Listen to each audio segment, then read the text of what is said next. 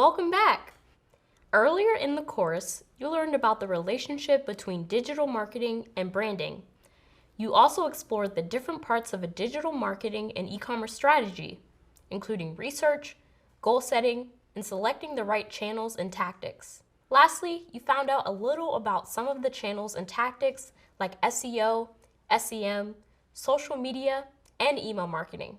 This part of the course is all about data, how you measure it, how you interpret it, and how it can make your strategy better. We'll explore the concept of performance marketing and examine some ways you might be working with data in an entry-level digital marketing or e-commerce role. We'll discuss how data can help you find out what's working well and how to adapt to necessary change.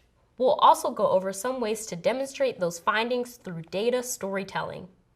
Measuring the success of your marketing efforts may be the most important thing you learn in your digital marketing or e-commerce career. No matter how carefully you plan your strategy, measuring your results can always help you make it better, from building your brand to engaging customers and maximizing sales. The first time I really worked with data and digital marketing was when I began running paid advertising for my own e-commerce store. I wanted to understand if the effort I was making was worth the extra cost. This made me realize that there was a whole world of measurement beyond the paid campaigns I was running.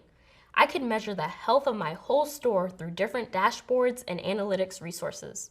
This is where e-commerce and digital marketing really gets fun, because you can actually prove that your tactics are helping you reach your goals.